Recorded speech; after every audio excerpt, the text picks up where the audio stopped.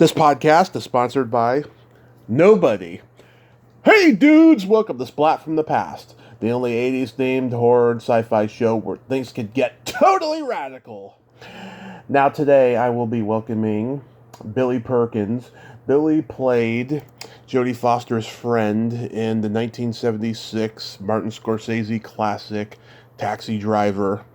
And she also had small parts in The Sentinel, Annie Hall, The Jazz Singer, so many great movies from back in the day. The Front, Next Stop Greenwich Village, Nighthawks, Endless Love, lots of great cult classics there.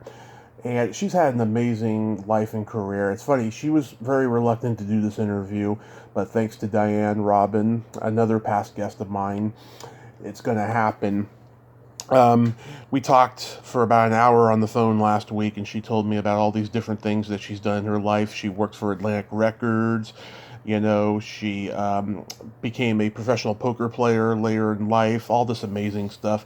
And we're going to get into all of that. She was in Playboy, and it's going to be a very journey-filled conversation today, and I thank Diane Robin for setting this up. I really appreciate it, Diane. I love you so much. So yeah, here is my interview with Billie Perkins.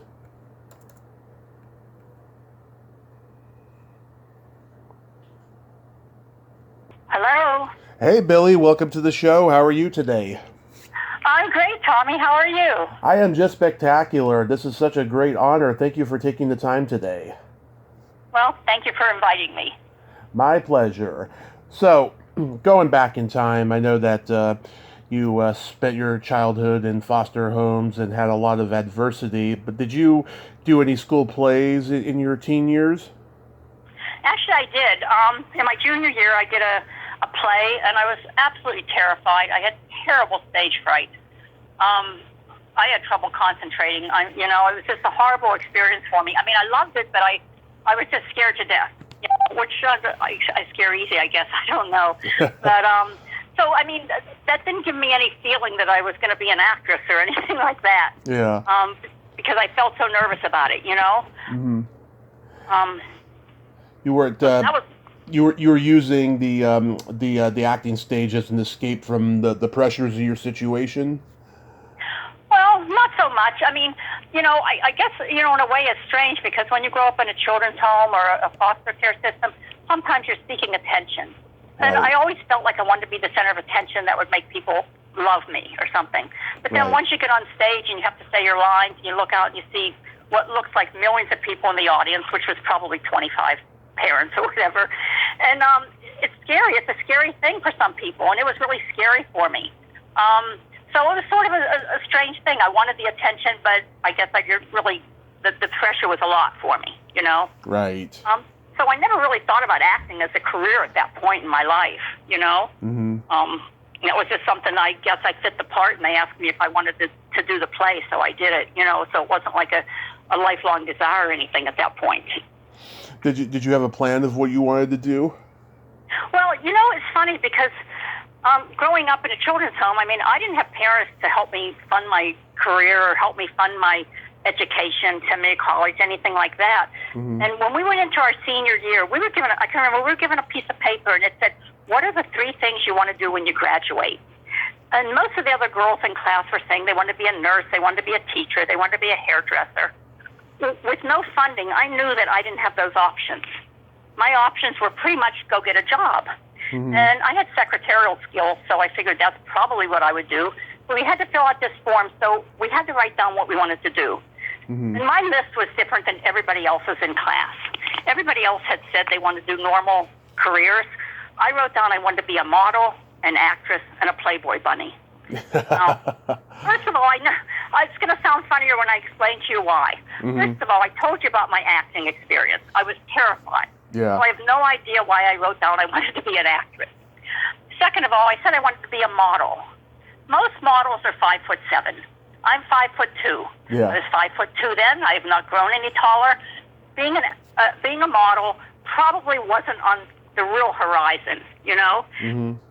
And the biggest surprise is being a Playboy bunny. I don't know why I thought being a Playboy bunny would be something I could do, because between me, you, and the thousands of people that are listening to your podcast, I have small boobies, and having small boobies doesn't really equate to being a Playboy bunny. So those are the things I wrote down. Then I realized later the reason I wrote them down was because they all seemed glamorous. They seemed fun. And there were things that you could do without having a college education. So without ever really planning to do any of those things, because really I thought that they were all out of my reach. I didn't think any of those things were ever going to happen. But that's what I turned in. And a few years later, I found that sheet. And want to know something strange? In 5 years of leaving high school, I had modeling jobs. Mm-hmm. I had become an actress. I had gotten my SAG card, and I worked at the Playboy Club in New York. Wow. So as far out of reach as I thought they were, when you're young, you dream, Yeah. And I was fortunate that my life led me to different steps that got me to do some of the things that I really thought I wanted to do. Yeah. So that's sort of how I sort of ended up in some of the careers that I've ended up in over my lifetime. Yeah. I've talked to a lot of Playboy bunnies, and they almost all of them will not admit to sleeping with Hef, I'll tell you. Well, I didn't sleep with him. In fact, I never met him. Mm-hmm. Do you want to hear my story about getting my job as a Playboy bunny? Absolutely. Okay. We'll go off on that. What had happened was I had been working for a couple of years in Pittsburgh. I worked for a record distributor, and I love music. I know you love music, but I love music, and I worked for a record distributor, and I got to listen to music all day long, and I really thought that was a great job. But then at 20 years old, I moved to New York City. Right. And friends had teased me because I had a girlfriend who was a Playboy bunny, and they had said, "Oh, why don't you go get a job at the Playboy Club?" And they would make jokes because like I said, I had small boobies, so I thought, well, I'm never gonna. If I do that, I'm never gonna tell anyone because I won't get the job. But I had worked at Atlantic Records for 2 years, and I had met an agent who said, "We need you to be available for auditions during the day." And I thought, then I have to get a night job. What can I do? And so I went and I decided I was gonna interview to be a Playboy bunny. I knew I wasn't going to get it, so I didn't tell any of my friends. I told nobody that I was going to go there for the interview. Mm-hmm. And I went there, and I sat in a room with a bunch of other girls with big boobies, and I heard the woman interviewing the people saying, "Well, we're not hiring right now, so we'll keep you on file." And I thought, why am I sitting here? They're not even hiring the ones with the big boobs. They're not going to hire me. Mm-hmm. So anyway, they finally call me in, and she tells me, "We want you to go upstairs and see the lady in wardrobe."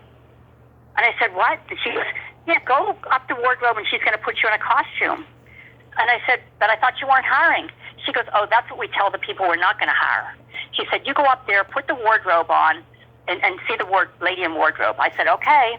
So they take me upstairs. They put me in a little bunny costume. Mm-hmm. Now, when you put a bunny costume on, and you've seen the bunny costumes, I know, and most people have, that it doesn't cover much. Yeah. Your legs, your thighs, your face, your hair, your teeth, none of that's covered. The only thing you can really work with there is the boobies. So she puts me in a costume, gets me in high heels, and gives me a bunch of padding and says, "Here, put this padding in," pushes them to the top, and then they take me upstairs to see the big guy. I don't know what he was, a general manager or something. You walk back and forth a couple of times in front of him. Next thing I know, I'm a Playboy bunny. It's like, really? I'm like, this wasn't supposed to happen. I didn't think this was going to happen. And when I told my friends I got a job, they like, "How? How could you get a job?" Well, I wasn't in the Playboy magazine. They weren't showing my goods. My goods were just under the costume, the little bit of costume that covered what little bit it covered.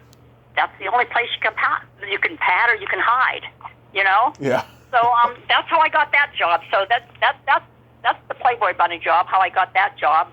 The modeling jobs were all small jobs, catalogs, a little bit of runway stuff, but nothing big, nothing, we're not talking Cindy Crawford modeling or, anything like that. But I did do some modeling jobs. And then the acting, I never really thought about doing the acting, but I met a talent agent, and he says to me, "Do you want to be an actress?" And I thought, okay, sure. I mean, that's just a question. You ask any young girl that's 22 years old, "Do you want to be an actress?" They're going to say, sure. And I went to his office. He said, "We need to change your name." So we changed my name. He wanted something more American sounding. And he says, "We'll send you out on auditions. We'll get you some pictures, get you a resume, and send you out." And probably within the first couple of weeks that I went out on auditions, I got my first TV commercial for a Keep America Beautiful. Yeah. You might be too young to remember those. I don't know. But I've seen commercials on YouTube. yes, you've seen them on YouTube. They're public service. They were public service announcements back in the 70s. Yeah. And that was my first commercial, and that was how I got my SAG card. So that's basically how I fell into the acting career.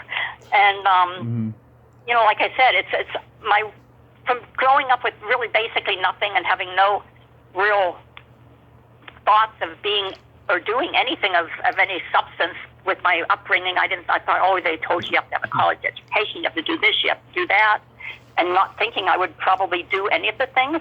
Then things just, I'd say they fell into my lap. But I was there. I was in the right place at the right time, and I wasn't afraid. I mean, back then I didn't have fears of traveling. I moved from Pittsburgh to New York in a weekend. You know, Yeah. Just my life has just been almost like everyone's life goes from step to step to step. You either step forward, you step backward. You know, and Right. so I consider myself lucky to have even done the few things that I did do, or have the different careers that I've had throughout my life. I feel fortunate about that, you know, that I've had that opportunity. Yeah.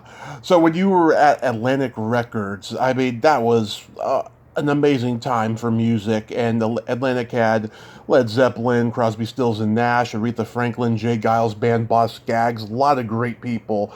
You know, I mean, did you get to see any of them while you were there? I saw all of them. It was amazing because back in the 70s, it's not like it is now. Back then, it was like 3 stories. There was a studio. You could walk by. All those groups were coming in on a regular basis into the studio. I mean, they came into the office. And I spent time with some of them because the department I was in, one of the things I did was work with the groups on their, let's call it liner notes, the things that had the lyrics to the songs. And I would have to write them out. And some things you weren't, back in those days, some things you couldn't, now you can say anything you want, I guess, on the radio in your song. But back then you had to sort of keep it clean. But I was working with the international department on their liner notes and on their stuff. So I met all of those groups. The Rolling Stones would be coming through the office. Emerson, Lake and Palmer would come through the office. Yeah. Aretha Franklin would be in the studio recording, and you could stop by and watch her record. I mean, you can't do that now. I mean, things were just different back in those days, you know? Absolutely. And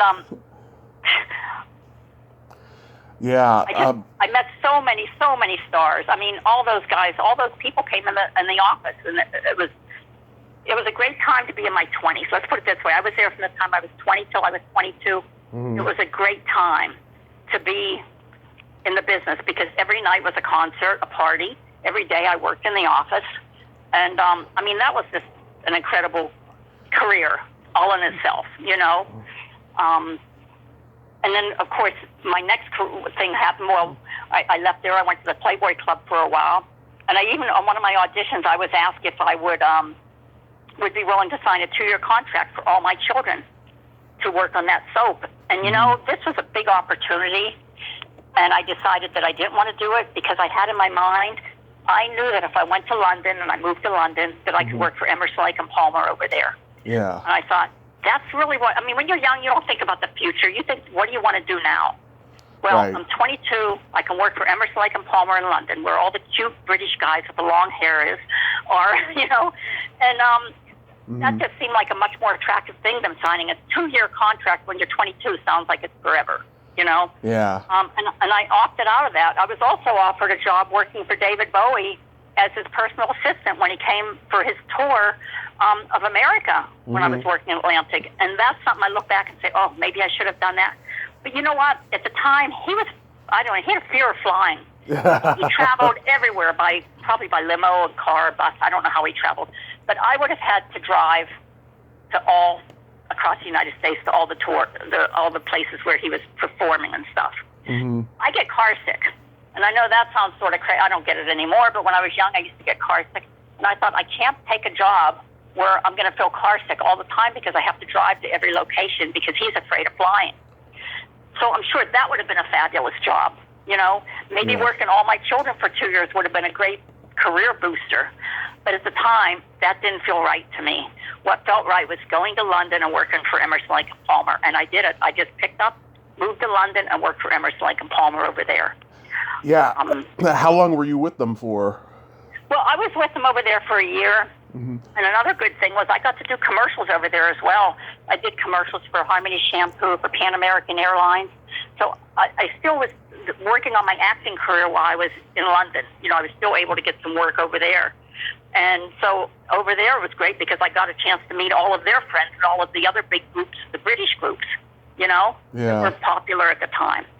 So that was just an incredible experience. But then, as all things must end, I came back to New York, and that's when I got my audition for Taxi Driver, which I'm sure you were about to ask. Oh, we'll get there slowly. I like this early stuff the most right now. But yeah, oh my God, did Emerson, Lake and Palmer have groupies backstage? Yes, they did. Yeah. Yes, of course. I mean, everybody had groupies backstage back in those days, I think. I think it was easier to get backstage back then than it is probably now, because security is a lot different now than it used to be. Yeah.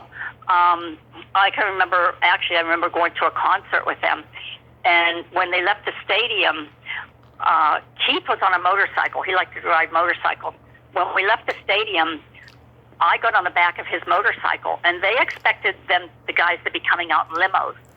And there were thousands of fans lining the streets, waiting for them to come out from backstage when the show was over. And Keith and I came out on a motorcycle and just drove up, and nobody even looked at us.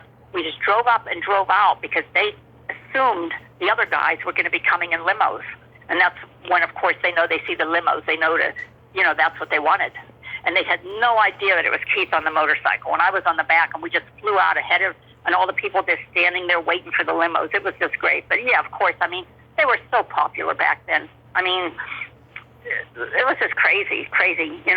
They were a magical band. They achieved such a bombastic sound with only 3 guys in the band. It's astounding, Yeah. Well, if you think about it, Carl Palmer made a lot of noise with the drums. Oh, yeah. I mean, for 3 guys, you're right. And with Keith on keyboards, I mean, they made a lot of sound for 3 guys, because most back then the groups were 4 or 5, at least 4 or 5, maybe 6 members. And he made a lot of noise verbally. I heard he could be a diva.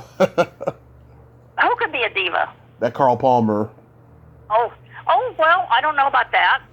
Yeah. I do know that he's very, very sweet. As far as I know, he's always super sweet to me. Mm-hmm. Keith was always super sweet to me, and we'll just leave it at that. But I don't like to say bad things, so I won't talk about the people if I have to say something bad. Oh, no. They're really super guys, Yeah. A couple of years ago, I talked to Lydia Cornell. She worked for Columbia in those days, and she got to see Billy Joel, Bruce Springsteen, Chicago, a lot of great people. I mean, Atlantic and Columbia, they had the best acts on their labels. Yeah. Well, yeah. I mean, and it seemed like there was, I mean, I don't know what's happening today, but it seemed like there was just so much going on. There were so many bands and so much going on. Maybe there is now, too. But I'm not up on what's happening right now, to be honest. I hear a few songs, but it just seemed like there was so much, and so much different music too. So many different ways you could go. To me, I love music. I love music as much as I loved music back then. I probably loved music more back there than I did any of my other careers at the time. That was really a big part of my life. I couldn't imagine that I wasn't going to spend nights going to concerts for the rest of my life. I mean, that's how I felt back then. Of course, I didn't know that music was going to change. But yeah, there's hardly any industry left in music. I don't know what's going on. There's very few labels now, and just it's hard for people to make it or get seen in music, And they constantly tour a lot more now because they actually make money off of touring. Yeah. Yeah. It's a whole different world now, It's like anything that changes. Yeah, things change. That's just the way it is. And I'm sure if there's young people listening to your podcast, they have their own opinions on what's happening with what they hear online or what they can and can't listen to. Of course, we didn't have streaming back then. We bought records, Mm-hmm. We bought records, and then people had tapes, and then people had CDs, and now people stream stuff. So it's just, I guess it evolves, and everybody has their own way of, I guess Beyonce's album comes out and it comes out on streaming, I guess, or something. I don't know, but they all have their way of doing things, and I guess everybody thinks their generation is the best. I think mine's the best. But yeah, your generation is the best. I think my generation was the best, and your generation, because you're right behind me, Yeah. But every generation feels that way. Yeah, I was working in the bar business right at the beginning of social media, and at that time, bands were having trouble getting seen or getting signed because social media was starting to take over. I saw so many great bands that should have should have platinum selling albums right now, but they don't, and it's really sad, unfortunately. When does Ron Dante come into the mix? Because you mentioned to me over the phone about him. Oh, Ron Dante. Oh, yeah. He's way back in my early career. First of all, we talk about Ron Dante, and I'm not sure if all of your listeners know who he is. I can give you a quick rundown. I know you know. Yeah. Ron Dante, well, everybody's heard Sugar, Sugar. Right. Honey, Honey. Everybody knows that song, and it was done by the Archies. But the Archies obviously was a cartoon group. But it was the singer of the group his name was Ron Dante. Right. And you know that, but I don't know if your podcast listeners know that. Anyway, what happened was when I was working in Pittsburgh, I told you I worked at a record distributor for a couple of years. The guys used to come in from the different record companies, and one of the things they did when they came in was, they would bring their records in or talk to the people in the, to try to get their records promoted, things like that. Well, anyway, at the time I was like 21 years old. And of course, every guy that came in, he's like, hey, I got a guy in town. I got this guy in town. I got that guy. Do you want to go out to dinner? Well, at 21 years old, sure, I want to go out to dinner with guys, whatever. So one of the guys had come in, and he said to me, there's a guy, he's coming in town. I'd like you to go to dinner with us tonight or tomorrow night. And I said, okay, who is he?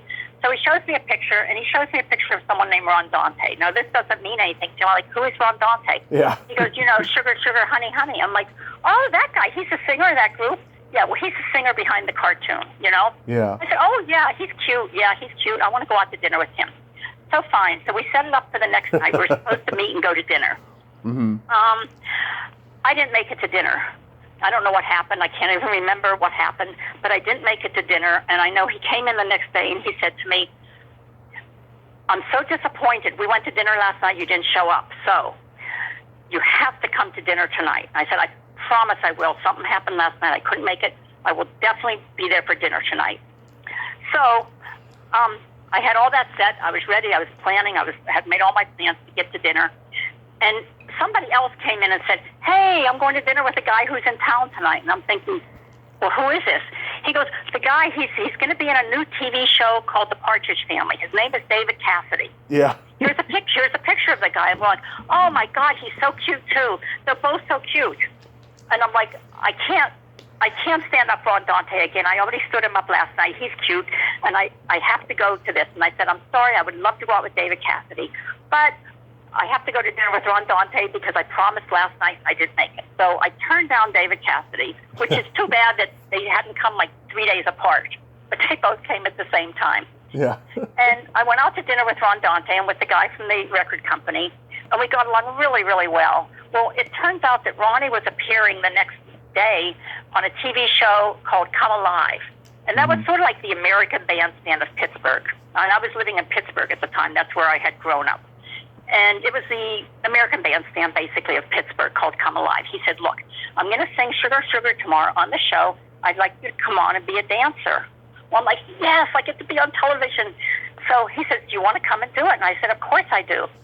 So the next day I get up, we film Come Alive, and I'm dancing. It's sort of like I remember the things from, Laugh-In, where the girls stood in cages.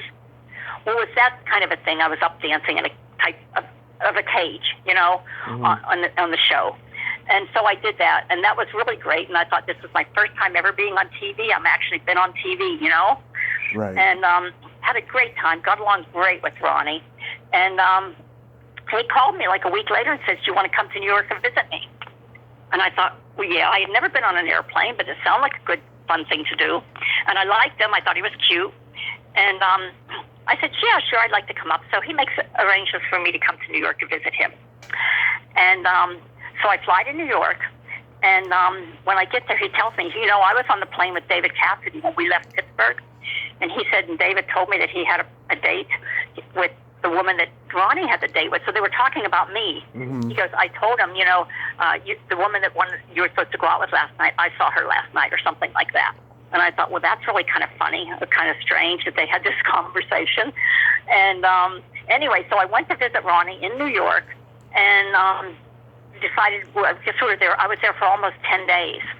And Ronnie has to go to the studio because he's working also, Mm-hmm. He was showing me all around New York. We had a wonderful time. And he had to get into the studio, so he gets me a credit card and he says, take the credit card, take my limo driver, and just go shopping. Well, most women would jump at this chance. And I thought, I don't want to shop. I want to live in New York. I like the lights. I like the city. I just wanted to be in a big city. So I thought, well, what do I do? Mm-hmm. So I get in the limo, and I said to the limo driver, take me to Atlantic Records. And he says, okay. And I had made out a list of all the record companies in New York. And I decided if I get to New York and I get the chance, I'm going to go and try to get a job at a record company. Right. Well, why did I pick Atlantic? Well, number one, Atlantic was A on the list. And it was also one of the biggest record companies. And if you're going to start, you might as well start at the top and work your way down if you're going to look for a job, Mm-hmm. So I had the limo driver take me to New York, take me to Atlantic. And I walk in and I say to the girls, are they hiring anybody? Are they looking for, for anybody, secretaries or anything? And the girl says, oh, yeah, go up to the second floor and see Pat Mulligan. I think she's looking for a secretary. I'm like, okay. So I go up, I meet Pat. And back then, they're not asking for resumes. They're not asking for, any kind of proof of anything. I mean, this is not like it is now. It's not like who you know or what you know. Do you have your resume? Where'd you go to school? Do you have referrals or do you anything like that? Mm-hmm. It's like we talked for 20 minutes. She said, do you type? Yes. Do you take shorthand? Yes. Can you start work Monday? I'm like, oh, yes. So I leave the place. I get in the car. I go back. I say to Ronnie, I have to get to the airport right away. He said, why? I said, because I'm moving to New York in 2 days, and I have to start work on Monday. And that's how I met Ronnie, how I ended up working with him for his, the TV show. Right. Flew to New York, got my job at Atlantic Records, and within a weekend, my whole life had changed. I mean, my life changed from Pittsburgh, music business. I was still in the music business with Atlantic. Yeah. But now I was really in a great place for acting, for modeling, I would have never worked at the Playboy Club if I hadn't been in New York. I would have never worked for a big company like Atlantic. I would have never worked for Emerson, Lake and Palmer if I hadn't worked at Atlantic. So all of that stuff sort of all came together in New York, Right. It was an incredible, those 10 years after high school were just unbelievably incredible how my life progressed. And then, of course, when I got back from London after working for ELP, mm-hmm. That's when I went and auditioned for Taxi Driver. And I don't know if we're up to that with your list of what your questions you have for me. Well, we're almost there. I was curious to know about The Crucible on Broadway. Oh, that was a play. One of the plays. It was actually off Broadway. Off Broadway. But it was one of the few plays that I did do on Broadway, off Broadway. And actually, I was still nervous, still very nervous. I guess most people know. I mean, when you film a TV show or a commercial or a movie, you can be nervous, but there's just the director and the crew around and the actors around. You're not in front of hundreds or thousands of people, mm-hmm. watching you. And if you screw up in a play, you screw up, everybody sees it. You can't fix it. You can't, do another take, Mm-hmm. But when I worked on that was a great experience because I really didn't have a lot of experience in plays. I had done 2 or 3 plays, and I had done West Side Story, and I had done Charlie's Aunt. That was in high school, and a few plays, but I didn't have a whole lot of background in plays. So it was good to get the experience. I had a great time, and it was something I liked. But once again, my fear of being in front of the audience was. And trying to remember the lines and stuff was always a little bit of a concern for me. It was much easier to do a commercial, a TV show, a movie, because if you screwed up, they just take 2, take 3, take 4, Mm-hmm. There's nothing like, there's nothing like working on, on doing plays. I mean, that's a really good base for any kind of acting. I took a lot of acting lessons. Once I got my first commercial, I thought, well, this might be working out for me. Maybe I should really learn what I'm doing. And I did take a lot of acting classes after that. Yeah, who did you study with? Well, in New York, I studied with, let's see, remember who all I studied with. I studied with Wiesbaden. Well, I studied Lee Strasberg Institute, which is very famous, but that was in Los Angeles when I was in Los Angeles. Oh, I have a friend who studied there, too. Where is that? At the Strasberg Institute. I think she was there before you, though. Terry Bolo. Sure. When was she there? I think early 70s. Early 70s, yeah. Early 70s, I was in New York. She was in Los Angeles? She was in Los Angeles. Yeah, she's been there since '65. I studied at Herbert Berghoff Studios. That was a lot of things for soap operas and things like that. Right. And that was in New York. And I studied at Wiesbaden, which was teaching how to do TV commercials. When I studied at Lee Strasberg Institute, that was in Los Angeles. Yeah. Oh, I was there, but that was mid 70s. Oh, you were probably there with Diane then. I wasn't there at the same time with Diane. Now we're talking about Diane Robin. But we met because we had the same manager. We had a woman who was a manager, and she managed me. She managed Diane, and Diane and I met. That's how we met almost over 40 years ago, and we're still friends to this day. Right. Did any of your classmates in either place go on to become successful in acting? I don't know. You take classes, and then I jumped all over the world, traveling from New York to London to L.A. to Las Vegas. I mean, I was in so many spaces. I worked with so many famous and great people, but you don't keep in touch with them because everybody's getting on with their lives, wherever they are and what they're doing and stuff. Right. So, but from class, I don't remember anyone, and they probably don't remember me, from class. But I, did have people that I worked with different agents with that were quite successful, Yeah. Yeah, it was a magical time. I mean, everybody knew each other. There was no internet. It was just this wonderful time of creativity. The baby boomers era of method acting. Yeah. Well, it was different. I mean, in New York, one thing. I mean, you'd get up during the day, and what you had to. I mean, today you can self-tape. They want to see what you look like on tape. You can stand at home and do your own self-tape, and then just send it in. You don't even have to leave the house. Back then, you had pictures and resumes, and you walked the streets and dropped them off with agents and casting people, and that's what you did. That's how you got your pictures out there. Yeah. And then when I moved to L.A., it was different. You can't walk anywhere. You have to drive everywhere. So in L.A. and New York, you could have a bunch of different agents working for you. In Los Angeles, you had one agent. You didn't have a bunch of different agents. So, and then of course they were the ones that managed to get you in to get auditions and things like that. Awesome. So you get cast in Taxi Driver, and as I told you, last week, I was 9 when I first saw this movie, and I thought you were cute. I really thought you were 13 when I was that young. 13, much older woman, you mean? Yeah.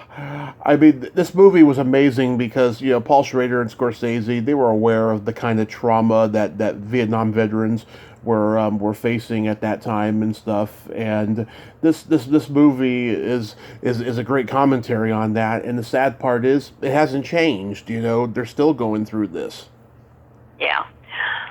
Yeah, you're right. I mean, it's first of all, I'm still in shock that, you're watching Taxi Driver at 9. Where were your parents? They were all sleeping. You shouldn't have been watching that at that age. But anyway, yeah, that movie, it was rated R when it came out. And usually R things were like things that were just too sexual or something. But this is just very violent at the time. Of course, by today's standards, it's probably pretty mild. But, I can tell you the story of how I auditioned. I didn't even get the job. Oh, yeah. I auditioned. I got a call from my agent, said there's a Taxi Driver, and they're looking for a young girl, like 14, 15 years old. And I had already done a couple of shows. One was with, I had done an episode of Kovac where I played a teenage runaway. Right. It was just a couple years before, but I looked very young. I said, I'm 5'2", and I'm very petite. And I looked very young. I looked like looking back now, I look like I was 12, but I looked very young back then. And I thought I was perfect for the part, but they sent me up and they said, well, they want someone about 14, 15, but they wanted someone over 18 to play, because once you're under 18, you're considered a kid, and then they have these special rules of what they have to do if you're under 18. So they want somebody who's over 18 that can play under. That way they can keep them all day and do whatever, without having to worry about having somebody on the set. Mm-hmm. So I went on the audition, and I auditioned, and the people said no. The casting people said, no, you're not right for the part. It's not going to be good. So I went back to the agent and said, they don't want me for the part, but I want to work on this movie. And I'll even work as an extra, background. I just want to work on the movie. Mm-hmm. And if I can't get a speaking part, then I'll work, I'll do extra work. So that's fine. So they put me on the set as an extra. They sent me out as an extra. Mm-hmm. Which, if you remember, a lot of the scenes were shot in New York, around 42nd Street, around the district where there were lots of hookers, and that whole area was very seedy back then. Right. I say it was seedy, but it had a lot of character. Now it's all big business. But back then it was all a very seedy area and very sort of rough, and dressed like a little hooker, basically. And I worked on the set for about a week. And on Friday, someone came onto the bus. This is where all the extras are the background. We would all hang out on a bus. They had buses because we were shooting in the street. And we had to have a place to hang out. So we would hang out on the bus, Right. And I was on the bus waiting, and somebody came on and said, Martin Scorsese wants to see you. And I'm like, okay. And I went to see him, and he said, I want to know if you want to come back on Monday and play Jodie's friend. And I'm like, well, she already has a friend. I don't know why I'm saying this to him. But he goes, yes, well, her friend is having a little trouble. She wasn't really an actress. They had found her apparently somewhere on the street. When I say on the street, I don't know if it's actually on the street, but they had found a girl who they thought would fit nicely as Jodie's friend, maybe the right age and the right look or whatever. And she really wasn't an actress. She was more of just a young girl who just wasn't an actress. Let's put it that way. And they had gotten her to play Jodie's friend, but apparently she was having difficulty doing what she was supposed to be doing in the scenes. Back then, we all wore those little platform shoes and stuff, and she was just tripping or falling and just not holding it together very well. But she would do her scenes or whatever, but when you work with a professional or an actress, whatever, you expect someone to do their job and be able to know what they're doing, whatever. When you grab somebody and just say you look right for the part, it doesn't mean that they're going to be able to hold it together, Mm-hmm. He said, I just want you to come back Monday and play Jodie's friend. You'll be her friend in the future. The other girl's not going to be here on Monday. So I say to Marty, and this is going to sound totally off the wall, I say to Marty, well, let me think about it. It's like, what the hell was I thinking about? But anyway, I know this sounds crazy. You don't say, let me think about it to Martin Scorsese. You jump and you say, oh my God, yes, I would love to have the part. I get on the bus and all the people are saying, what did he say? What did he say? And I said, well, he asked me if I wanted to play Jodie's friend on Monday, and they said, well, what did you say? And I said, well, I told him I wanted to think about it. And they go, are you crazy? You have to do this. This is you have to do this. So what is there to think about? And I said, well, I have a dentist appointment on Monday. And they said, call and cancel your dentist appointment. This is much, much, much bigger than your dentist appointment. And I'm thinking, okay, they're right. Maybe I should cancel my dentist appointment and tell Marty I'll do it. So I go back out and I talk to him. I said, yes, I would like to play Jodie's friend on Monday, and they said, fine. When you come to the set, don't wash your hair, don't put makeup on, and you're going to wear the same clothes you have on right now. I said, okay. So I go home over the weekend. I come back on Monday. Mm-hmm. Now, I'm used to put my makeup on, fix my hair, trying to look cute. At the time, I'm 25 years old. Mm-hmm. Jodie's 12 and a half. Yeah. Now, to me, she's a kid. I mean, I think I'm old and I'm cool and I'm, But when you can't fix your hair and can't put on your makeup, you're looking. I'm feeling pretty rough. I'm thinking, oh my God, I look ugly. I look, my hair is all greasy and this and that. Mm-hmm. In order for me to look like a 14-year-old, which is what they wanted, I needed to not try to upstage Jodie. I didn't want to look prettier. I didn't want to look glamorous. I didn't want to look like an older woman. Mm-hmm. I wanted to look like. They wanted me to look like her street friend, and to do that, there was no makeup. There was no fixing the hair. There was nothing that would possibly not that anyone could ever upstage Jodie because she's such a star. But I was a side chick. I was not the star, and basically they passed me off as 14 at the time, and I was 25, and people bought it. They had me smoke a cigarette, which was, for me, really disgusting because I don't smoke. Yeah. And they would light up the cigarette at the beginning of the scene, and I would smoke it, and then at the end I would hand it to someone, and they would put it out. And even when my friends saw when the film came out, they're going, "Oh my God, you look like you didn't know what you were doing." I said, "Well, a 14-year-old probably doesn't know what they're doing when they're smoking to look cool or to do it right necessarily." Yeah. But people thought I was young. They thought I was 14. They thought I was 15, at the time. Mm-hmm. And it worked. They were right. Marty was right. It worked. And I felt like going back to the agent that said I wasn't right for the part and saying, well, but I wouldn't do that. But, I just felt like, I was right for the part, and it was because of Marty that I ended up working as her friend, in the future, and worked for another week on it. Of course, a lot of things you film, you don't, they get cut and stuff.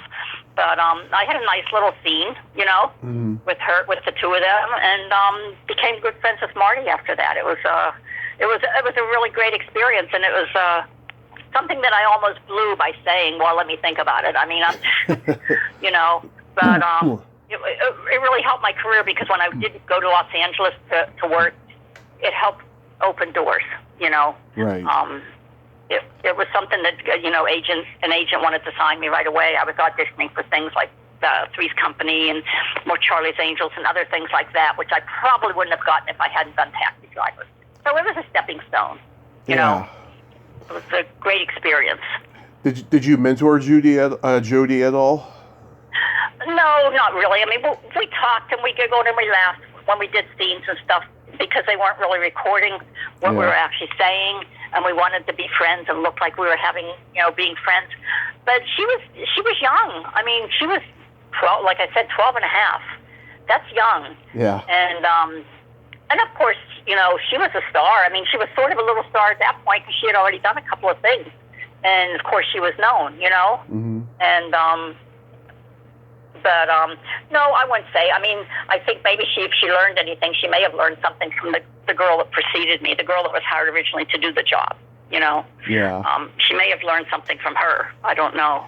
But, yeah. I can't say that I taught her anything. was De Niro in character the whole time?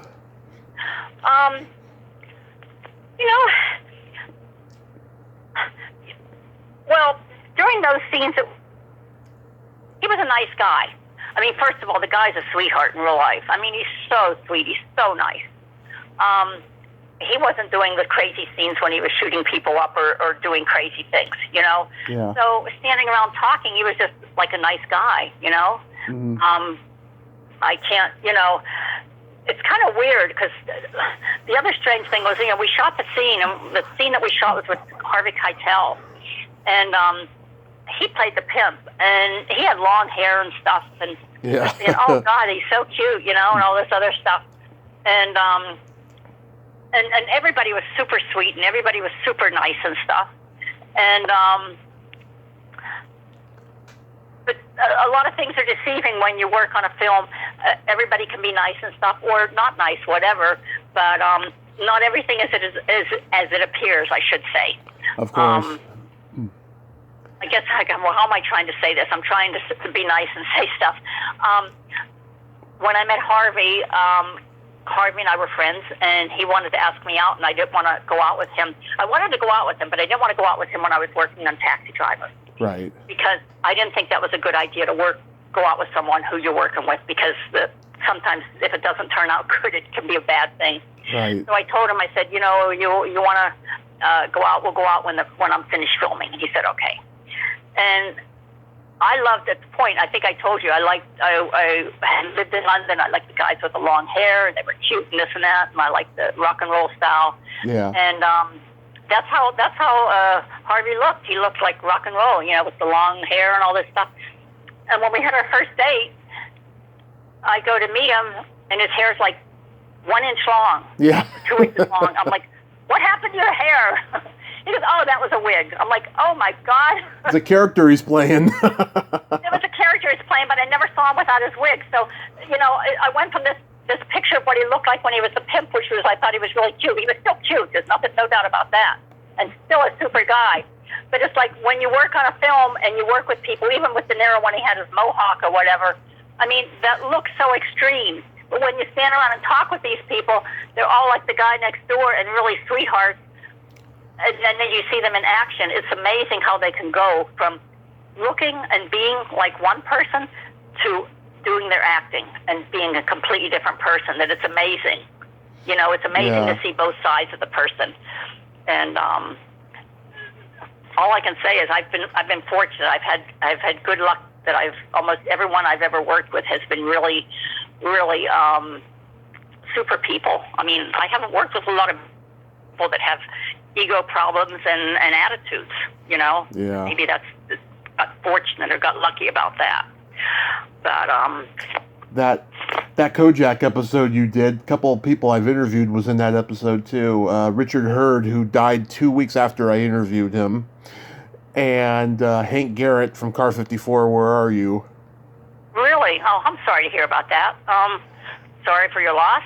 Oh, he's one of two people I've interviewed that died 2 weeks later. Him and James Drury from the Virginian. Yeah. Oh, well. Yeah. That's too bad. I mean, well, you've interviewed so many people and so many great people and so many, you know, really sound. I mean, I've listened to a lot of your podcasts and you've interviewed a lot of people and you've done some great podcasts with these people. And you know, wow. When I found out about you and my friend Diane said, "Oh my God," she said, "You have to interview with Tommy. He's the best." Oh. And I got to tell you, I turned down 3 or 4 podcast interviews, and when she told me that, I said, "Okay, I guess I'm going to work with Tommy." So Please here I am. Don't make me cry. Well, I mean, you know, it's something that, you know, you think about whether you want to do it or not. And I don't think I regret too many of the things I've done in my life. Mm-hmm. I'm going to regret something. It's things I didn't do. You know. Yeah. That's usually what happens. Yeah, you do the best you can at the time. You make a decision that you feel is right, and I think Diane told me to interview with you, and I would really be happy that I did, and I am happy that I have so far. Oh. So I know I'm enjoying this so far. There's great stories here. Next stop, Greenwich Village. Do you remember anything about that? Well, no, I can't recall offhand. I think it was a small scene that I did with a group of people. You were a hippie girl in it. I was a hippie girl. Well, everybody was a hippie girl in that because it was shot in the Village in New York, you know, and back in the 70s. But no, I can't really. That was Shelley Winters, is that right? Shelley Winters, Christopher Walken, Jeff Goldblum, and Ellen Greene, who I've always wanted to get. Yeah. Actually, that may have been one of my experiences that wasn't so pleasant. As I think I went on there, and it was like a bit part or something, and Shelley Winters was like, "Get those people out of here! Get them out of here! I'm over here." Yeah. Like she was one of the people that sort of felt like she didn't want anyone surrounding her or getting close to her or whatever. Mm-hmm. Where most actors you work with, they'll sit and talk with you in between scenes, you know? Right. Have conversations. Even with Marty or Jody, you stand and talk until you start shooting the scene, and she just like, "Get everybody away from me. We're not shooting right now." And that was one experience. And she was the one that I worked with. I recall that, and that wasn't very pleasant. But I understand. I mean, some of these people are stars, and they want to be treated like stars, I guess. But some other ones are just your regular, you know, big stars that are really real good people, regular people, you know. Yeah. Don't have those attitudes. I realized you were actually 2 Woody Allen movies, The Front and then Annie Hall. Yes. And the Front was Martin Ritt. Yes, right. And what a great director he was, huh? Oh, yeah. Woody Allen, you know, I know there's a lot of controversy around him and what's happened with him in recent years. When I say recent years, it's probably been 20 years now, but, you know, with his wife and his daughter and all that stuff and all this stuff. But when I was working back then, I worked with him, and then on Annie Hall, there was Diane Keaton, and he was so soft-spoken and so nice, and so he would walk up when he wanted you to do something in a scene. He would come up and just whisper to you, "I think you should walk over here and do this, say this, whatever." And he would like sort of he wouldn't screaming things at you like, get over there, don't do this, don't do that. He would come over and just explain to you what he really wanted to have done. And I mean, I can't say anything bad about the guy because the guy was great to work with. He was always very mild-mannered. He was always very pleasant. Never had this attitude of do what I say and don't screw it up attitude, you know? Yeah. So I have nothing to say bad about Woody Allen. I think he has done incredible work. His personal life is his personal life, and I'm not even going to comment on that because that's his personal life, you know? Yeah. What he does in that has nothing to do with his career. But I think he's an incredible guy. I think he's a great actor. I think he's a great director. And as far as I know, he's always been very pleasant to work with. So, yeah, no, I'm not afraid to say that Annie Hall is my favorite romantic comedy of all time. I mean, it just kills me every time I watch it. It's so damn funny. Yeah, I know it is. It is great. It's one of those movies that, it may. I don't know what to say about it either. It was one of the great movies of that time, you know. Mm-hmm. And you're right. It is a good love story, and I love her. I mean, she's just incredible as well. Yeah, he's very hard on himself with all of his movies, right? You know, he said that winning the Academy Award for the movie didn't mean anything to him. He didn't even go to the Oscars until 2002, and when he did, he was hilarious when he was up there, you know, giving that speech that he was giving. But it's a brilliant movie, just full of surrealism, and you know, no romantic comedy was like it before or since. You know, nobody can duplicate Annie Hall. Well, he's really, he's such an artist, you know, and I think he takes his work seriously. Yeah. Really, I think he's involved in every inch of it probably, you know, because I mean, it's his baby basically. And whether he's in it, whether he's directing it or what, I mean, I think he really, even though I've never seen or heard him be demanding, I don't know that he can be, or I'm sure he can, but I've never seen him ever act like this big star that he is.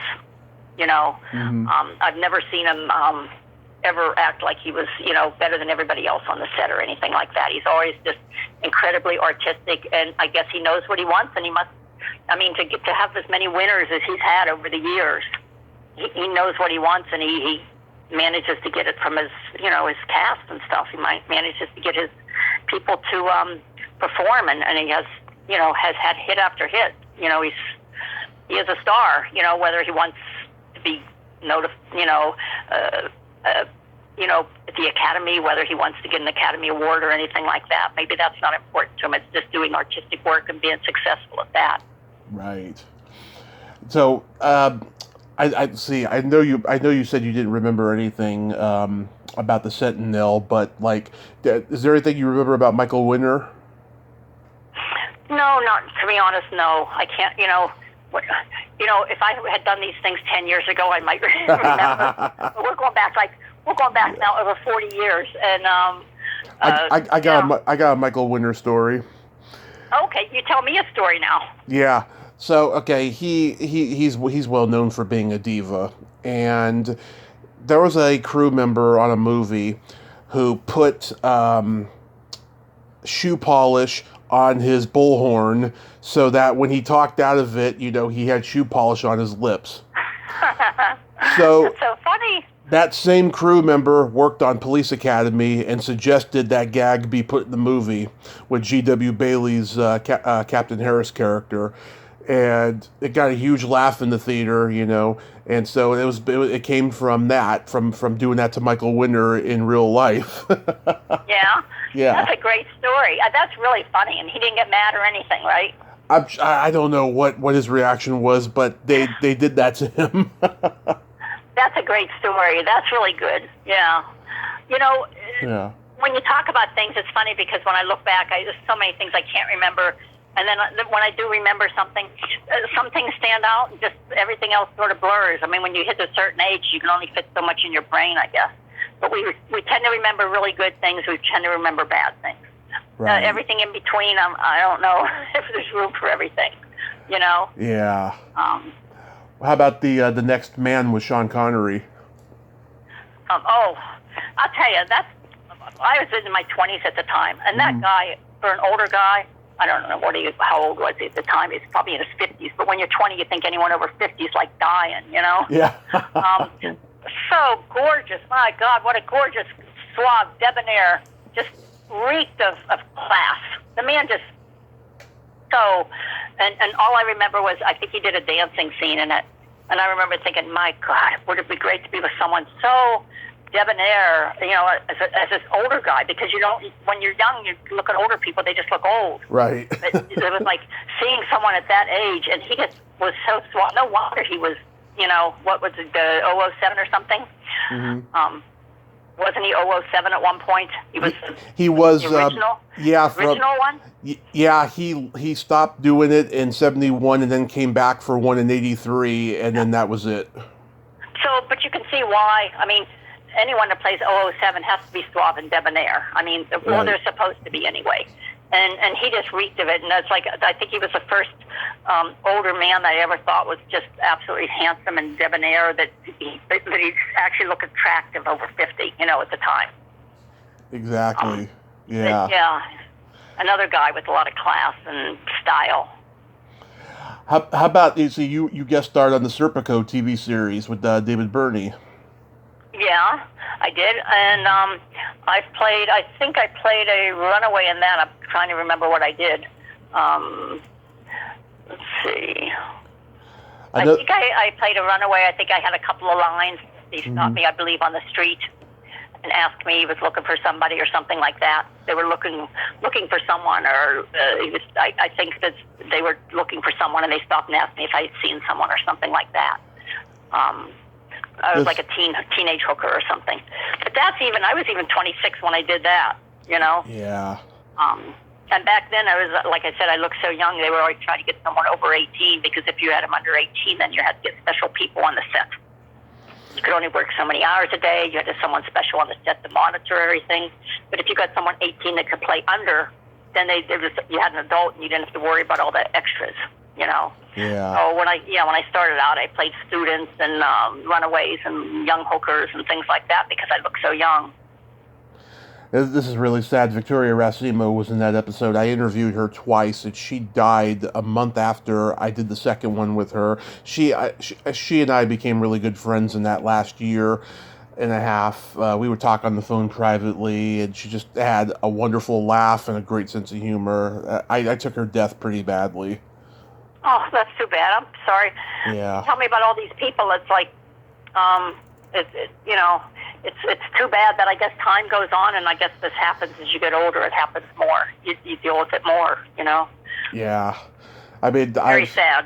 I've lost a lot of guests in the last year, and I'm just so lucky that I got to spend time with them, you know, before they passed. I was really lucky. And there's a lot of people I wanted to talk to that died before I got a chance to, you know, but the ones that I did get, I'm just so grateful for.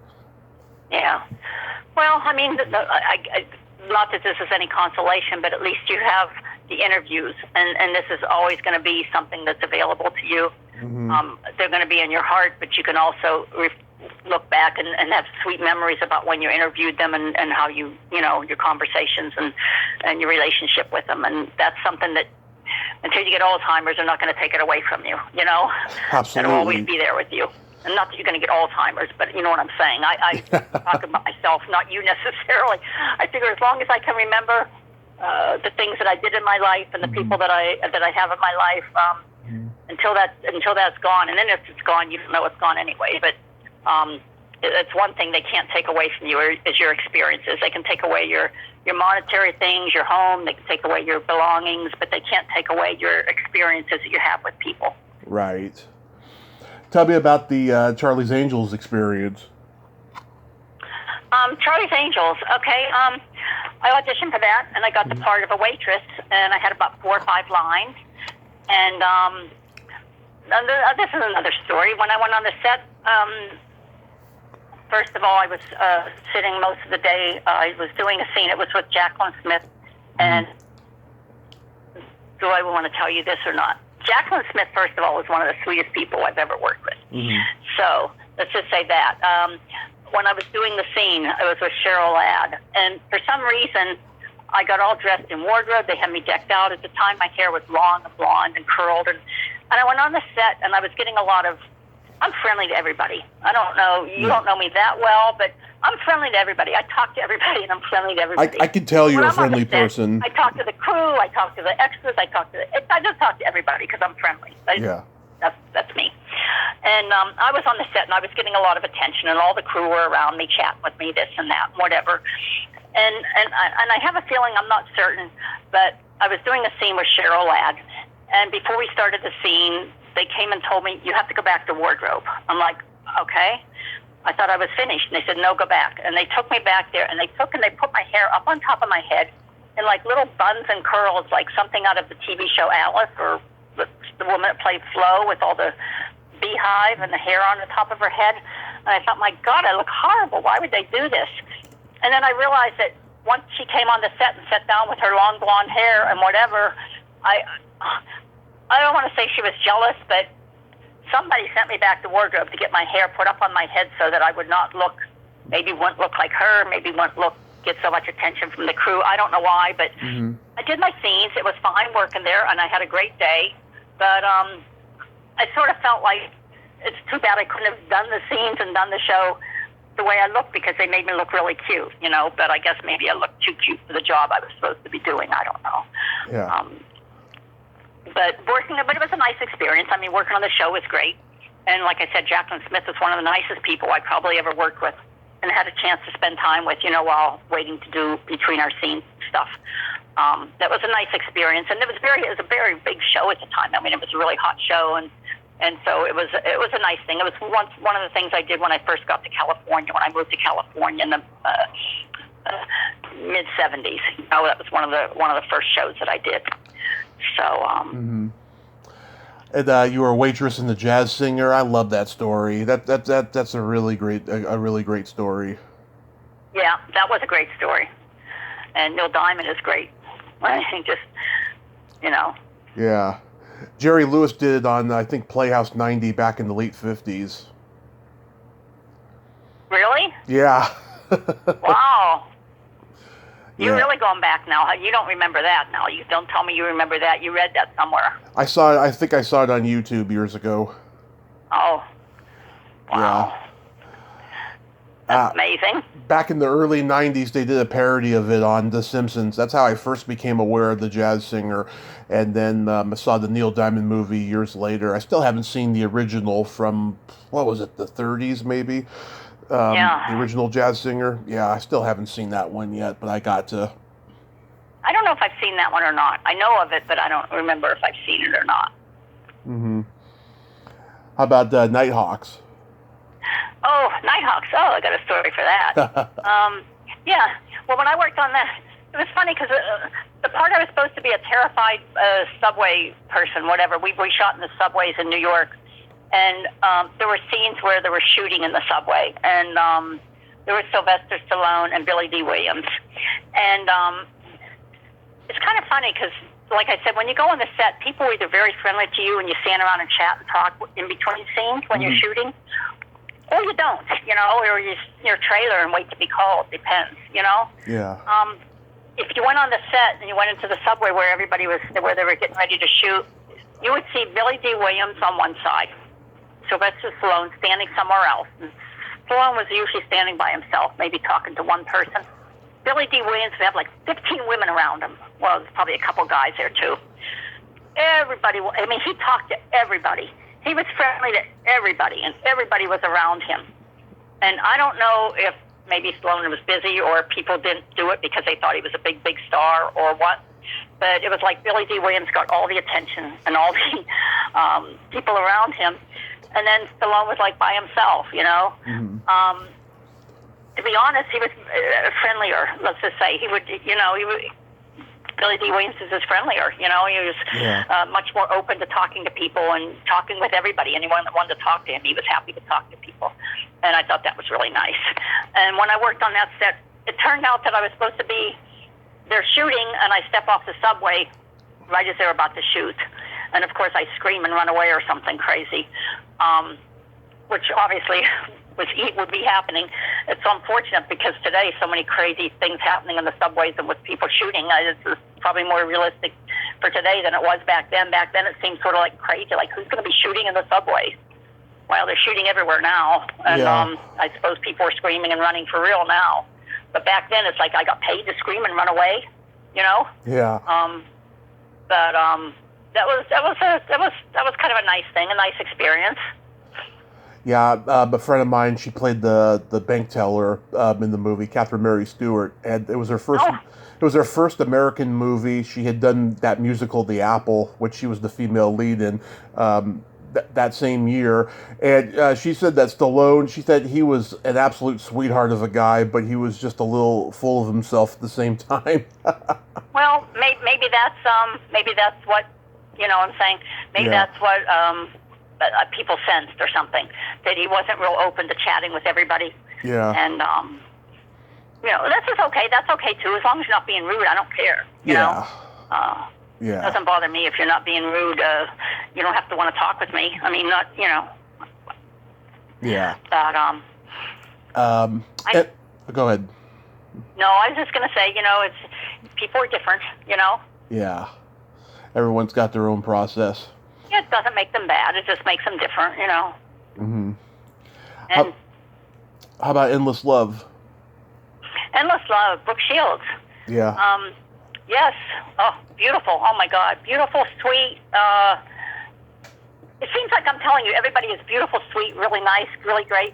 But, you know, this sounds crazy, but people say, oh, my God, people are so rude in France. I've been to France 3 times. Everybody was super nice to me. I think I talk to everybody, whether I'm in Russia or China or France. I talk to people. I talk to people all the time. Even if you don't understand the language, you can be friendly and smile at people, you know? Yeah. And I think how you treat people is how you get treated back. And I think people maybe sometimes that don't get treated well, maybe they're not really the friendly, personable kind of people. You know, if you have an attitude that people are rude in France or rude somewhere, or people are rude on a movie, that maybe you're the one that maybe could have the problem, you know? Mm-hmm.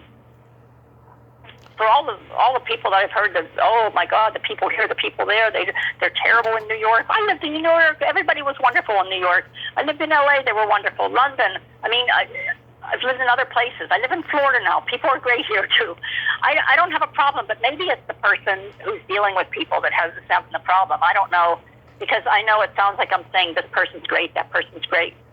But I don't have a lot of bad stuff to say about very many people, because I like most people. Mm-hmm. And I get along with most people, and I think that's probably a two-way thing.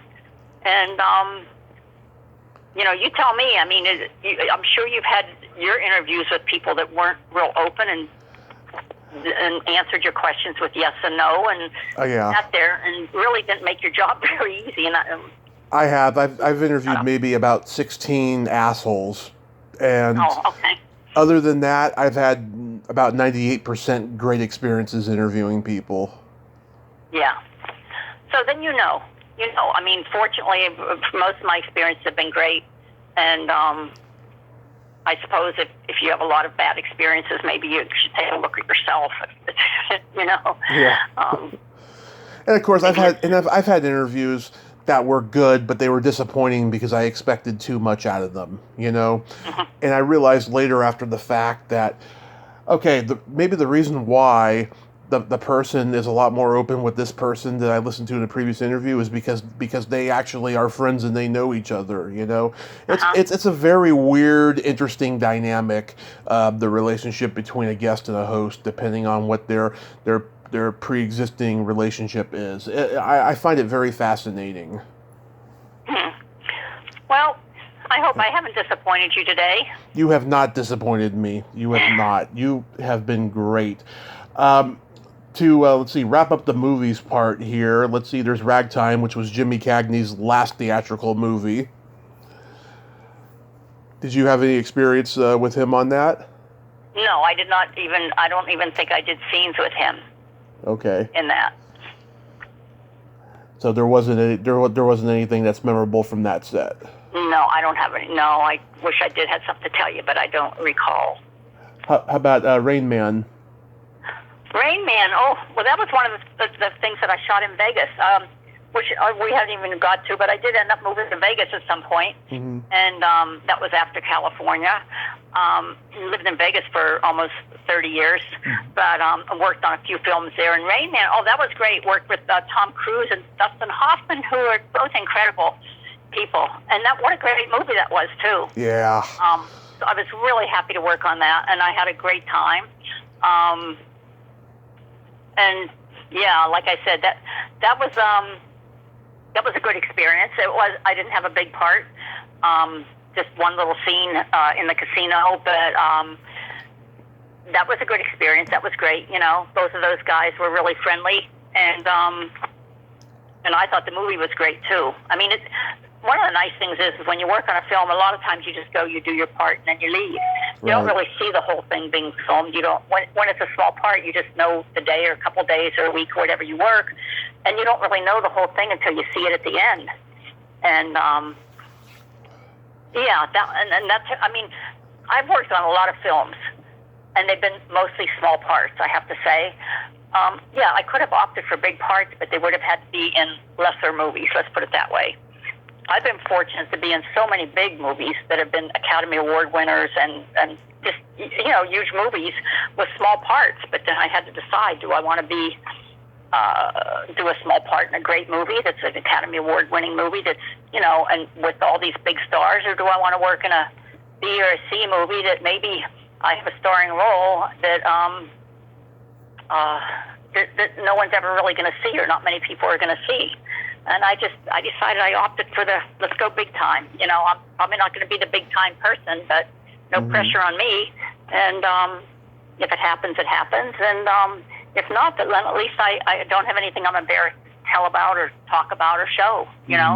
Anything that I've done, I don't have anything in the weeds, so to speak, that anyone's going to pull out and hold against me any time in the future. So. But yeah, that was one of my really good experiences as well. How about Vegas Vacation? Chevy Chase. Yes. Oh, what a funny guy! What a funny guy. Yeah. He's not only funny when he's working, but he's funny when he's standing around just talking to people. Mm-hmm. I mean, his sense of humor is he's great. He's great. I don't know if you like him, but I really like him. I idolized him growing up, and I still do. I've heard stories about him just not being kind to people. I think it's mainly because he's in so much pain from all those years of pratfalls, and all the, he had that drug addiction for a while and stuff. But, I think I think he is just one of the greats, and I think he gets short shrift. I really do. Yeah. Well, I guess everyone has their bad days. I mean, we all have days where we're probably not the kindest and not the best to some people, Yeah. And everybody has that. So, and I try not to be too hard on anybody, because I realize we don't know what's going on in people's lives. A lot of people everybody's got stuff going on. And sometimes it's better for me just to stay home if I'm having one of those days than to go out and subject people to my, my moods, Yeah. I mean, it's like when I'm hungry and I haven't eaten dinner, I get hangry. My husband tells me I get hangry, and I don't want to subject someone to that. But I've had good experiences with him, and every time I've been around him. But I always come to anyone and talk with them, and I'm always smiling and friendly and asking them things that make them feel good, and it helps. I mean, it helps them as well to be nice when you're being nice to them first. And if you go with an attitude of, you're an asshole and I don't want to, whatever, then you're obviously going to get the response that you expect if you're acting like that, Right. Well, what was your Three's Company story? I remember you briefly mentioned it on the phone last week. Oh, yeah. Three's Company. Well, this is a story before Three's Company, actually. Mm-hmm. When I first got to L.A., I got an agent pretty quickly, like I said. Mm-hmm. And my career was sort of taken off from taxi driver. I was starting to get some magazines, and those teeny bop magazines and teen magazines were starting to put a lot of articles in them about me. And I got an agent pretty quickly. And then I started getting auditions, and I got an audition. This is before Charlie's Angels, actually. Got an audition for a TV show they were doing called Three's Company. Mm-hmm. And at the time, Suzanne Summers did not have it, but she was the part that I went up for. And I'm not positive, but I think there were 3 pilots before they actually got her to do the series, but I was called back 3. So I knew they liked me because they don't have me come back 3 times. They have me come back. Finally, Right. they said to me, if you were to get this part, would you be willing to get a boob job? We already discussed that before, that I had little boobies. So they wanted someone that jiggled. Well, I didn't jiggle. Well, I didn't jiggle much anyway. And I gave it some thought, and I thought, I don't think I want to do that. I don't think I want to get my boobs done just to do a TV show. And today, they probably would not be allowed to ask that. That would probably be like a really bad thing to do. Yeah. Maybe because all the little girls, flat girls, they all have their boobs done anyway, but who knows? But I said no. I don't want to do that. And of course, I never got called back again after that. I don't know that it would have given me the part, but I certainly wasn't going to get my boobs enlarged just to get another audition, And didn't think that was what I wanted to do. And of course, after that, I had a car accident, and the doctor said to me, I could throw in a free boob job. And then once again, I thought, maybe I should do it. I can get it free this time. And I thought about having it done because I know at the time it was very, a big thing. Get your boobs done. Everyone was getting their boobs done and stuff. And I never did. And now, of course, with all the problems that they had with people getting sick from having it done, and I realize now at my age, it's like, I'm glad I didn't do it because, if that's what's going to make me famous, it's probably not going to be worth it. Yeah, it's not worth it. I mean, if that's the only thing I'm going to be famous for, let somebody else with big boobs have the job. I just didn't want to do it for that reason. Yeah. And I turned it down and never got called back again. But I don't regret it. Once again, we make choices, and it doesn't mean that I might have done I might have done a pilot and might have not gotten picked up, after. Or I might have got the part and might have been on a season or 2 like she was and been gone. So who knows, but I just try to make choices that were the right choices that I felt were right at the time. And I don't have a lot of regrets in my life. I've done a lot more things than I ever thought I would. And I don't really think I've ever really sold myself, and done things that I didn't really want to do. And I have no regrets about that. That's great. I mean, God, I know I've heard so many stories about people saying, would you be willing to lose weight? Would you rather to get your boobs done? All this stuff, and it's just God. And I think the agents, I mean, they're privy to this. But they don't tell their clients because they're afraid of insulting them. They just figure, let the casting director or the producer be the ones to tell them. And it's just God. The lack of communication is an awful thing. Yeah. Well, I think today you got to be careful what you're asking people to do and what you're telling them to do, because now it's sexist and you're racist and you're this and you're that. Yeah. You shouldn't talk about this and you can't talk about that and you can't do this. And, I think a bit of it's way blown out of proportion, but also it's like there's so many people out there that want to work. Mm-hmm. If the person doesn't have what you want, can't you find somebody else that does? Which obviously they did. They got Suzanne Summers. They wanted Jiggles. They got Jiggles, and she was very popular in the show, right. When she was there. But the thing is, you don't need to change the people that are there. Just let the people be themselves and find someone that fits the part, because there's millions of people that want to do the part, Right. You don't have to change the people that are there. Make them different. Just let them... I guess some people will do it. They will do it for the part, but I've never felt that I wanted to sell myself for any part. I never felt there was anything worth it to sell myself for a part, or to sleep with someone for a part, or anything like that. I would never do it. It's just, to me, it's not that important to me. That's not the most important thing in my life. The important thing in my life is me being able to live with myself and being happy with my decisions. That's the most important thing to me. That's very well said, Billie. That really is. So, did your accident leave you with any long-term effects? Well, it sort of derailed my career, I think. I fell asleep driving. I was sick. Yeah. I fell asleep driving, and I hit a tree. I mean, I wasn't doing drugs. I wasn't, it was nothing. I wasn't with anyone else. I wasn't drinking or anything. I was sick at work, and I was asked if I could leave early, and they said, no, you can't leave early, because they assume when you leave early that you want to go party or something, I guess. Mm-hmm. But I wasn't. I didn't feel well, and on the way home, I fell asleep, and I hit a tree, and I broke my nose, had 30-some stitches in my face and stitches in my knees, totaled the car. And it seemed like after that my career sort of went off track. I couldn't do anything for months, first of all, as far as auditioning went. And the momentum sort of started to wane, Right. Where I was starting to get all these auditions, and I worked on a couple TV shows and stuff. And you know how Hollywood is; they come and go, and it comes fast. Of course. Comes fast. People come, and if you if you can't keep on top of it, then you're gone. Right. And I wasn't sure what I wanted to do, and then I decided just to leave town. Decided to move to Las Vegas.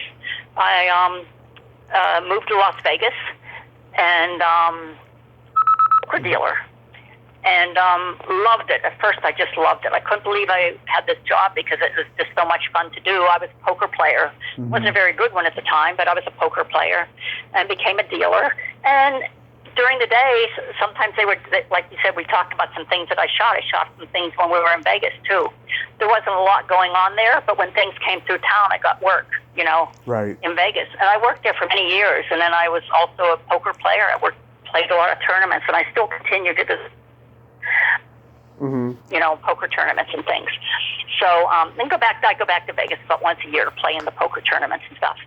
But my career sort of went in that direction. Then when I moved to Florida, I thought, I didn't think I wanted to move to Florida. I thought, that's for old people. But now that I'm old, I figured, hey, maybe. So when I moved here with my husband, we decided we love it here because we travel a lot. We've been all over Europe. We've been all over Asia. We've traveled extensively. We have 2 major cruise ports and 2 major airports. I'm between Fort Lauderdale and Miami. So I've got 2 major airports and 2 major cruise ports to travel out of. So we travel a lot. And that's really sort of my life now is traveling. Mm-hmm. We travel. I play some poker. I started auditioning for some things right before COVID broke out. And then COVID broke out and everybody stopped everything. Everything was at home. So then my career went, I was going to try to get back into maybe getting some acting or something down here in Florida. And then things closed down because of COVID. So I sit here now not exactly sure what I'm going to do. I know I'm going to travel some more. I still have my SAG card, and I'm eligible for acting jobs. Mm-hmm. And I still play poker. So that's sort of my life right now. And you know what? Mm-hmm. Whatever I do, I'm pretty happy with the way my life's turned out. I've never become rich. I've never become famous. But I've done a lot more in my life than I ever thought I would do. Oh. Growing up in, foster homes and children's home, I never thought that my life would have turned out this good. So I have no complaints. I just want to be healthy and just enjoy my what happens going forward. That is just so wonderful, Billy. Doing the poker tournaments, did you come across a lot of celebrities? Well, when I first started dealing poker in Las Vegas, I was dealing to all the big celebrities. And when I say celebrities, I'm talking Doyle Brunson and people like that. But that was way back in the 80s. And that was way before poker became, popular. It didn't become popular till around 2000. Right. It became really popular. So I had dealt poker for years, 20 years before it was popular. So those were all the guys that were playing poker back then, were all the big celebrities back then. And then, of course, around 2000, now you've got all this influx, once it became popular, of all these young people playing, And then, of course, there's new celebrities now because there's always new young people coming up, poker players coming up. And there was a period where around 2000, everybody was playing on the Internet. And so there's that's like a whole other world. But the funny thing was, for the first 20 years, even now, I go to Vegas. Uh-huh. That I know from 20, 30, 40 years ago from Vegas. So, yeah, I knew all the original older guys, the people from the 80s, 70s, 80s, 90s. I know all of those people. The ones that are left, let me put it that way, because some of those guys are pretty old back then.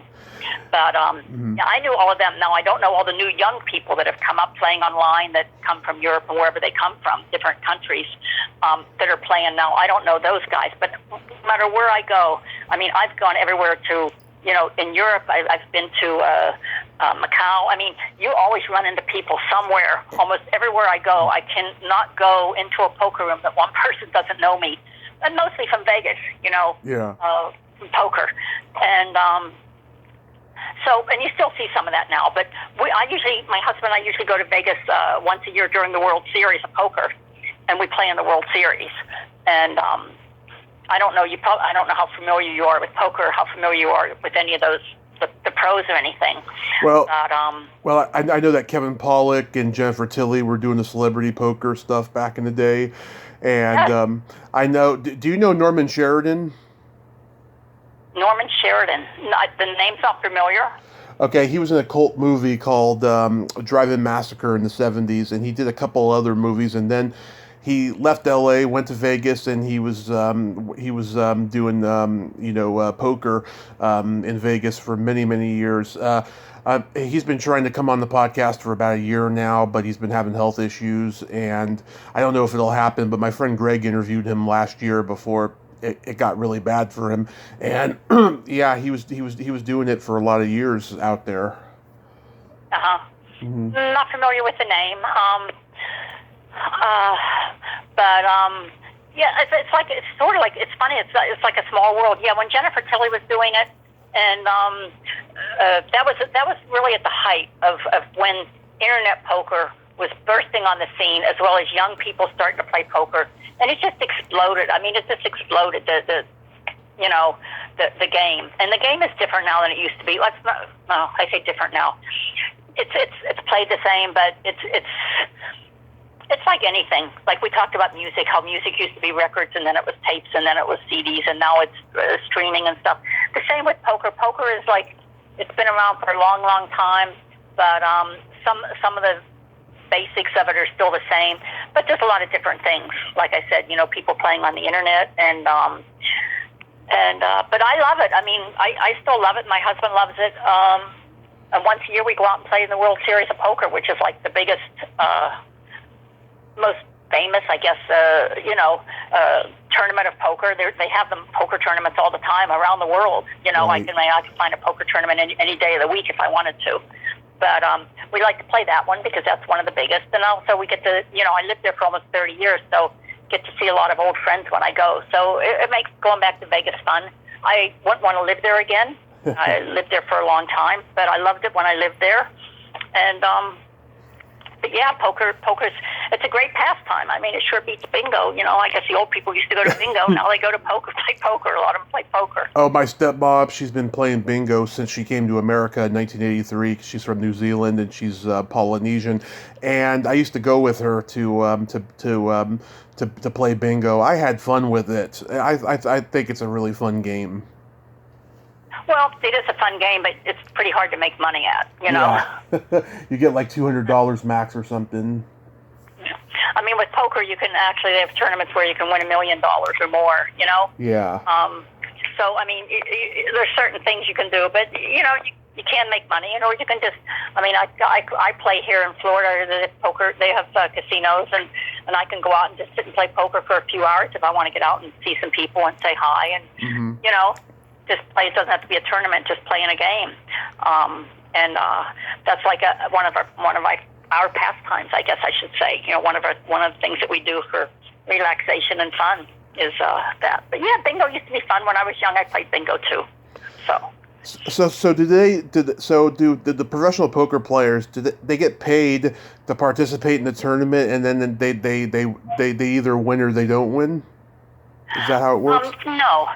Well, there's different ways. First of all, if there's a poker tournament, anybody that wants to be in it can be in it, because all they have to do is buy their way in. Right. So if you want to be in a poker tournament, you just have to come up with the money. You sit down, you play. What happens, and I don't know if it's easy to explain to you or to people that don't really know, but they have what they call backers. And it's like, say for instance, someone knows I'm a good poker player, okay? Mm-hmm. Now I can go to Vegas and I can buy in for $5,000 into the poker tournament. And if I win, maybe I'll win $500,000, right? Right. But if you want to be my backer, you'll give me the $5,000 to play, and then basically it's like a horse. You put your money on me. You pay me to play in the tournament. I play in the tournament, and then if I come in the money, if I win that $500,000, we split the money. So, but it usually happens with pros because the pros will play a lot of tournaments, and it gets very expensive. You could spend $1 million playing tournaments, because some of the tournaments are $50,000 to get in, or $100,000 to get in, or 10 or 20, and that gets very expensive. So they have people that know they're good players they put up the money, and then these players will play, and then they split it with their backer. So for the most part, I play most of my own tournaments. I buy myself in, and then if I win, I get to keep the money. I do have one backer who will back me sometimes, and if he backs me and I go into a tournament and I make money, then I split the money with him, 50-50, because he's done the work, or he's put up the money and I've done the work. I've done the skillful part. So, people have deals, but I'd say a lot of the big pros, if they play a lot of tournaments, some of them have plenty of money and they just back themselves and keep all the winnings, and other players don't have that much money or don't want to risk all their money, and they'll get someone that'll pay the money to get them in, and then when they win, then they have a deal with them. I don't, people have different deals, 60-40, 50-50, whatever, so when they come in the money, then they split it with their backer. So that's how the tournaments usually work. That's interesting. Yeah, I mean, just like with any sports, like football and baseball, it's like the game stays the same, but the rules behind the scenes like always change, and the players are getting to be overpaid. It's just ridiculous. Yeah, and I mean, just because you're the best doesn't mean you're going to win. Yeah. It's crazy. So you need skill, but you also need there's a certain you need a lot of skill, but there is a certain element of luck to it. So, there's no guarantees. Exactly. So you hope to get acting roles soon? Well, now that things are opening back up and they're starting, I don't know. Right now, I don't know what all is happening with the auditions in Florida, because I haven't really been out much since COVID closed up. I filled out some forms about, submitting some things online. So I'm not really sure what's going to happen. But yeah, I think I'm going to start looking back into it, see what's out there. I do get calls from time to time. Well, actually, I get calls quite often. But they're typically calls that people, they want me to do extra work or background work or non-union work. And I just don't want to do that. First of all, I won't work non-union. I'm a union person. I belonged to the union for 45 years. I don't want to do non-union work for two reasons. Number one, there's a global one rule where if you're union, you're supposed to stay union, loyal to the union. That's first of all. That's a SAG rule, sort of. Rule number one is not to do non-union work. And besides that, if you do non-union work, you never get paid very much. And I'm not in a position where I'm filthy rich, but I don't have to work 12 hours a day for $100. I just don't have to do it. Yeah. So there's two reasons why I don't. I suppose if I were hungry and needed the money, I might do it, but I'm not. So I do get calls for work, but I haven't gotten calls for anything recently that's been union that I've been interested in. Yeah. Also travel. Sometimes they want you to travel. I'm not going to drive 4 hours for an audition. Sorry, but I just don't want to. I don't want to audition. I don't drive 4 hours to do an audition. Yeah. Oh God, stories I've heard. Actors, borrowing gas money, literally borrowing gas money to go to an audition and find out halfway there that the audition's going to be rescheduled for tomorrow. That is just so fucked up. It really is. Yeah. Well, see, that's where some people. You're young. You do a lot of crazy things. You lived in LA. You have to drive forever on the freeways and stuff to audition. I did that in my 20s, and I was like, oh, it's fine. I went back in my 40s. I'm like, I'm not doing this anymore. I don't want to do it that badly. I mean, I'm not hungry like I was when I was young, where I wanted to do this, wanted to do that. I travel here and travel there, and I don't have to. It's not that important to me. Right. So in my life, I just want to relax and have a good time. And if something falls into my lap, which many things have fallen into my lap over the last many years, and I put myself there. And if it happens, it happens. If it doesn't, that's okay too. But I'm not going to kill myself to do it. Yeah, it's just not worth it. And it's a completely different business now. Since you started. Yeah, well, I mean, you now you can self-tape and send it in. I mean, if I self-tape and send something in and they love me, then I might consider traveling a little bit. If it's actually down to me or another person for something that I want to do, yes, I might travel. Yeah. I mean, if they want to fly me to LA to have me audition with somebody to do a film, yeah, fly me out. I'll come out and audition. But if you want me to drive cross country for an audition, I don't think so. Yeah. So when you listened to my interview with Diane, did you familiarize yourself with my Secret Silly game?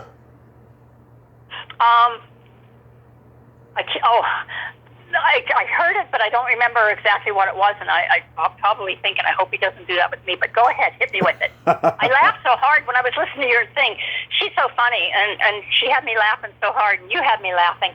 I mean, you guys are, you're really great together. But if you want to start, and can I say halt, stop? I mean, is there a safe word? Yeah, I try not to, be, too gross or anything with it. It's just innocuous fun. All right, start and let me see how it goes. Or explain to me first so I recall. Okay, it's a series of silly slumber party questions. No win or lose, just pure fun. And how the game works is, I ask you the question, you answer it, and then you ask me that exact same question, and I answer it. And feel free to comment on answers because, these answers are going to be funny, and you're probably going to want to know more. Okay. Well, we'll give it a try, and if I can't do it and can't think of something quick enough, then you'll have to turn off the timer or whatever you're doing. Okay. Billy, are you ticklish? I was when I was a kid. I don't know. No one's tickled me in a long time. Oh, not even your husband? No, he hasn't tickled me in a long time, and I hope he doesn't, because I probably am still ticklish. Yeah. Okay? Are you ticklish? Oh, yes. I've been known to hit people in the groin. I'm so ticklish. Okay. What's your favorite part of the body? It could be anything. Favorite part of the body? Yeah. Mine or someone else's? It could be anything you want. I guess I'd say the brain. Okay. I know you were expecting a part. Let me hear what your favorite part is, because I know it's a part, a real part. Oh, I mean, I think it's a brain. It's a part of the body, the brain. So that's nothing bad. Me, it's the belly button. Why? When I was a kid, I had a girlfriend when I was like 6 years old. She had this adorable little Audi belly button, and she was always kind of the girl that got away because we drifted apart. We drifted apart by junior high, and I tried to get in touch with her like 15 years ago, and by that point she was fucked up on drugs and she was in a loveless marriage and stuff. So whenever I see a belly button, I think of her. Oh, that's a sweet story. Yeah. It's pretty emotional for me when I think about it. Oh, that's too bad, Yes. And I'm proud to say I have an innie belly button. I have an innie also. Yes, I saw it in Taxi Driver. Oh, stalking me, okay. What color are your toenails painted? My toenails are painted pink. I love it. Now, what color are yours painted? Right now they're not painted, but last time they were purple with sparkles. Oh, you really paint them? Since I was 13. Oh, you're kidding. That's cool. That's cool. My husband would like your toenails because purple's his favorite color. Really? Yes. Oh, I love it. I love it. What would you say is your best personality trait? My best personality trait? I love people. I really, not everybody. I'd say there's like one person I don't love, but I love everybody. I love people. I respect people. I care about people. I don't know if there's anything. Yeah, I mean, that's. I hope that's a two-way thing. I hope that by me doing that makes people's day. That makes people happy. And that makes me happy. So, how about yours? I agree. I have empathy and I have no filter. Okay, that's good. I don't know how good it is, but I have it too, and I don't think it's a bad thing. I think if you're going to have something that's going to be right out there, that's a good thing to have. That's not a bad thing. Absolutely. Openness. It's so desired because so many people are so hidden and so closed in to what they say and what they do and what they think. It's scary. You don't really know. It's scary. Yeah, I totally agree. And then my favorite question: is there a stinky smell that just makes you gag? Vomit. Yeah, that's a I can't. popular. That's a popular one. Oh, yeah, I can't be around vomit. It just makes me want to vomit. I have to get away from it. If someone throws up, I have to just get out of the room, get away if I can. Hopefully it's not on someone sitting by me on the plane or something, That's mine. So what's your thing? It's either farts or feet. Oh, okay. Yeah. I guess it depends on how bad the fart is, right? Exactly. Yes. The classics. Yeah, and the feet. Well, it depends on how bad that is too, I guess. Exactly. I've smelled some really bad ones in my time. Oh. When I was in the hospital from my accident, Uh-huh. the last month I was there, I had pretty bad athlete's foot when I got out because they didn't change my socks. Yeah. Oh. And it went away within 6 months as I took care of it and stuff. But that was really bad. Yeah. Well, when it's your own, though, it's a lot easier to deal with than someone else's, I think. Exactly. Don't you think? So. And I have a couple jokes for you. Okay. You know the difference between a golf ball and a G-spot? I do know the difference, but I don't know what the answer to your joke is. A man rather spend 20 minutes looking for a golf ball. Okay, that's a good one. That's a good one. Thank you. What do you call a boy that doesn't masturbate? A girl? No, that wouldn't be right either. Oh, I get that all the time. No, a liar. A liar, okay. I was going to say, yeah, girls do too, so that can't be the answer. Yeah, but how many of them admit to it, except for maybe porn stars? Oh, yeah, that's not true. If they're not admitting to it, then they're really not being very honest, are they? I don't know. I don't know too many women who admit to it. I mean, obviously they do it, but the ones that like openly say that they do. Huh. Okay, we'll just go on to the next thing then. I don't know. Billie, thank you so much for coming on today. This has just been amazing, and you shouldn't be so hard on yourself. You were a great guest.